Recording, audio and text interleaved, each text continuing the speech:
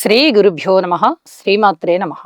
మా భక్తి టీవీని ప్రోత్సహిస్తున్నటువంటి మా ప్రేక్షకులందరికీ ధన్యవాదాలు తెలియజేస్తూ, మనకి వివాహ పొంతనలు చూసుకునేటప్పుడు వధూవరుల జాతకాలలో రకరకాలైనటువంటి విషయాలని, అంటే లగ్నాలు, రాసులు, నక్షత్రాలు, తారాబలము, యోని పొంతన, గణ పొంతన, అలాగే రాశి పొంతన, ఇంకా జంతువుకి సంబంధించి యోని పొంతన, గణము, ఇలాగా అన్ని రకాలు చూసుకుంటాం. ఏదన్నా ఒకటి రెండు ఇబ్బందులు ఏర్పడితే వాటికి ఏం పరిహారాలు చేసుకోవాలి అనేది ఒకటి ప్రత్యేకంగా చూస్తాము.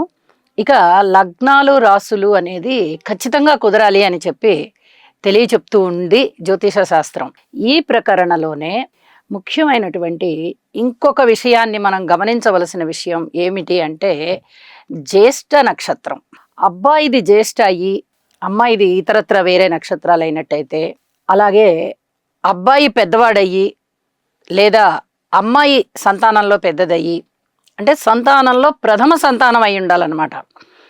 అలా అయినట్లయితే అబ్బాయి ప్రథముడు, అలాగే జ్యేష్ఠ నక్షత్రం ఉంటుంది, అమ్మాయి కూడా ప్రథమురాలే అనుకోండి, అప్పుడు 3 జ్యేష్ఠలు కలుస్తున్నాయి కాబట్టి త్రిజ్యేష్ఠ పనికిరాదు వివాహానికి అని చెప్పి మనకి జ్యోతిష శాస్త్రం తెలియజెప్తూ ఉంది.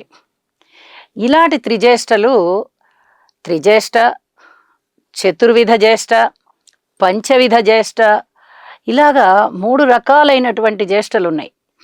జ్యేష్ఠ నక్షత్రంతో కూడి, జ్యేష్ఠులయ్యుండి, జ్యేష్ఠ మాసంలో పెళ్ళి, ఇలాగా ఈ 3 రకాలైనటువంటి డివిజన్స్లో కూడా ఈ జ్యేష్ఠ నక్షత్రం ఏ 3 విధాలుగా కలిసినా కూడా పనికిరాదు అని చెప్తారు.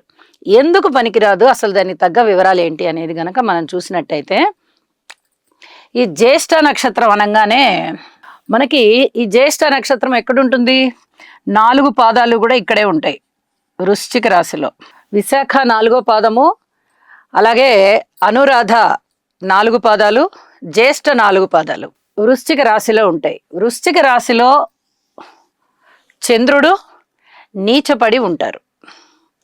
ఇది ఒక కారణం అవుతూ ఉండగా, రెండవ కారణము ఈ జ్యేష్ఠ నక్షత్రానికి జ్యేష్ఠుడు, జ్యేష్ఠురాలు, జ్యేష్ఠ నక్షత్రము, ఈ విధమైన 3 కూడా కలవకూడదు. ఈ జ్యేష్ఠ అనేది 3 విధాలుగా కలవకూడదు అని చెప్తున్నారు కదా మనకి.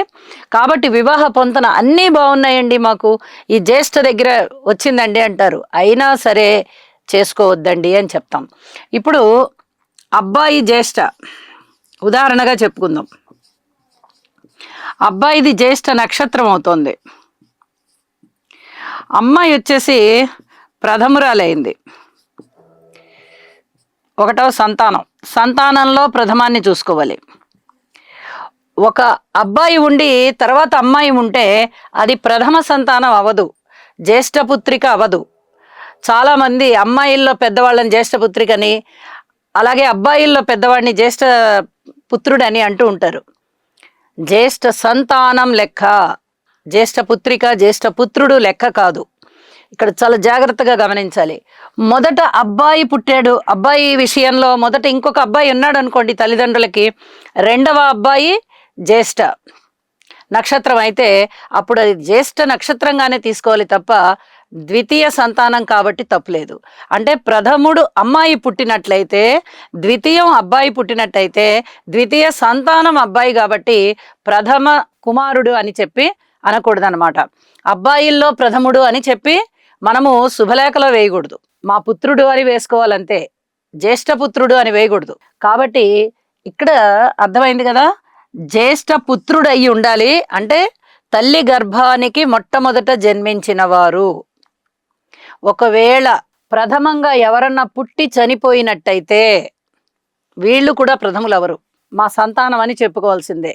కాబట్టి ఈ జ్యేష్ఠ నక్షత్రము, జ్యేష్ఠ పుత్రుడు అనేది అక్కడ లెక్కరాదు. సంతానం ఎవరన్నా జన్మించి చనిపోయినట్లయితే అదొకటి లెక్క. అలాగే ప్రథమ సంతానం అమ్మాయి అయింది, రెండవ సంతానం ఇంకొక అబ్బాయో అమ్మాయో ఎవరో అయ్యారు, ఇంకా మనకి లెక్కలేదు. అమ్మాయి విషయంలో ప్రథమ సంతానం జ్యేష్ఠ. ఈ సంతానానికి కూడా ఎవరన్నా ముందర పుట్టి పోయిన వాళ్ళు ఉన్నట్టయితే అది కూడా మనం లెక్కలోకి తీసుకోవాలి, వాళ్ళు ప్రథమ సంతానం అవరు. కాబట్టి ఇక్కడ త్రిజ్యేష్ఠ అనేది లెక్కలోకి రాదు. అమ్మాయి మొదటగా పుట్టింది, అబ్బాయి మొదటగా పుట్టాడు, వాళ్ళిద్దరిలో ఎవరో ఒకళ్ళది జ్యేష్ఠ సంతానం అయింది అన్నప్పుడే త్రిజ్యేష్ఠ అవుతోంది. అలా కాదండి, అబ్బాయి ఫస్ట్ పుట్టడమే అబ్బాయి పుట్టాడు, ఫస్ట్ పుట్టడమే అమ్మాయి పుట్టింది, వీళ్ళిద్దరిలో ఎవరికి జ్యేష్ఠ నక్షత్రం లేదు, వేరు వేరు నక్షత్రాలు ఉన్నాయి, ఇలాంటి వాళ్ళిద్దరికి జ్యేష్ఠ మాసంలో పనికిరాదు, జ్యేష్ఠ మాసంలో వివాహం చెయ్యరాదు. అప్పుడు కూడా త్రిజ్యేష్ఠ అవుతోంది. ప్రథమ సంతానం అబ్బాయి, ప్రథమ సంతానం అమ్మాయి, జ్యేష్ఠ మాసం పనికిరాదు. అలాగే జ్యేష్ఠ నక్షత్రం ఎవరిదన్నా ఒకళ్ళది ఉంది, అబ్బాయిదో అమ్మాయిదో, అలాగే అబ్బాయిది ఉంటే జ్యేష్ఠుడు జ్యేష్ఠ పుత్రుడు అని చెప్తున్నాము. అమ్మాయి జ్యేష్ఠ పుత్రురాలు జ్యేష్ఠ మాసంలో పుట్టింది అనుకోండి, అప్పుడు కూడా పనికిరాదు. అంటే జ్యేష్ఠ పుత్రుడు, జ్యేష్ఠ నక్షత్రము, జ్యేష్ఠ పుత్రిక, జ్యేష్ఠ మాసము పనికిరాదు. వీరికి ఈ రకంగా పుట్టిన వారికి జ్యేష్ఠ మాసంలో వివాహం కూడా పనికిరాదు. 5 కలిసిపోతున్నాయి. జ్యేష్ఠ పుత్రుడు, జ్యేష్ఠ పుత్రిక ఇద్దరివి జ్యేష్ఠ నక్షత్రాలు, జ్యేష్ఠ మాసంలో పుట్టిన వాళ్ళకి పనికిరాదు.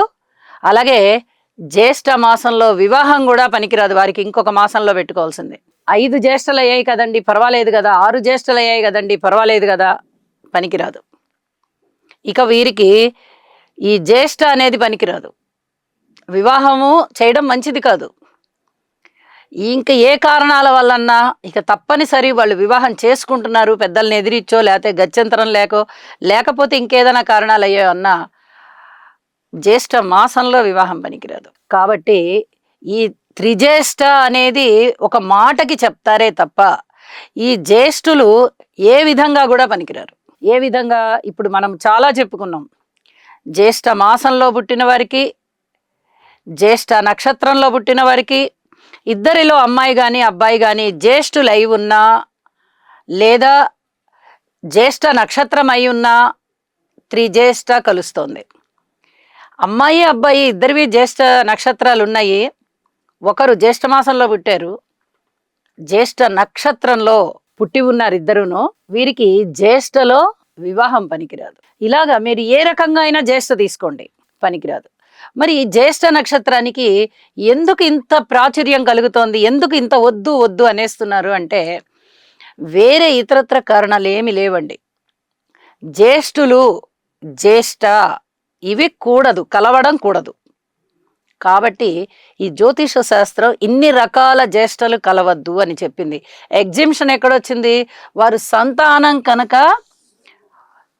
పుట్టినటువంటి సంతానంలో ప్రథములైనట్టయితే మాత్రమే ఈ లెక్కని పరిగణనలోనికి తీసుకోవాలి. ఒకవేళ వీరికి ముందర ఎవరన్నా జన్మించి ఉన్నట్లయితే, ఒకవేళ అబ్బాయికి అమ్మాయి జన్మించింది అనుకోండి, అబ్బాయి సంగతి మనం చూస్తున్నాం, అంతకన్నా ముందర అక్క పుట్టింది అనుకోండి, అప్పుడు ఈ అబ్బాయి ద్వితీయ సంతానం అవుతారు, అంతేగాని జ్యేష్ఠుడు అవడు. ఓన్లీ గర్భజ్యేష్ఠ తీసుకోవాలి. అలాగే అమ్మాయి విషయంలో కూడా అన్న పుట్టాడు అనుకోండి ముందర, అప్పుడు ఈ అమ్మాయి జ్యేష్ఠురాలు అవ్వదు. కాబట్టి ఆ జ్యేష్ఠని కూడా లెక్కించకూడదు. ఇన్ని రకాలుగా ఈ జ్యేష్ఠని మనము పట్టించుకొని ఈ ఎగ్జిబిషన్స్ని తీసివేసుకుంటాం అన్నమాట. తీసివేసుకుని ఎక్కడా కూడా 3 జ్యేష్ఠలు కలవకూడదు. అది జ్యేష్ఠ మాసము, జ్యేష్ఠ నక్షత్రము, జ్యేష్ఠుడు కానీ జ్యేష్ఠురాలు కానీ ఇలా కలవకుండా త్రిజ్యేష్ఠ అనేది కూడదు అని చెప్పి జ్యోతిష శాస్త్ర ప్రకారంగా ఈ రకంగా తీసుకుని వారికి వివాహం చెయ్యాలా వద్దా అనేది నిర్ణయం చేస్తాము అని చెప్పి తెలియజేస్తూ శుభం.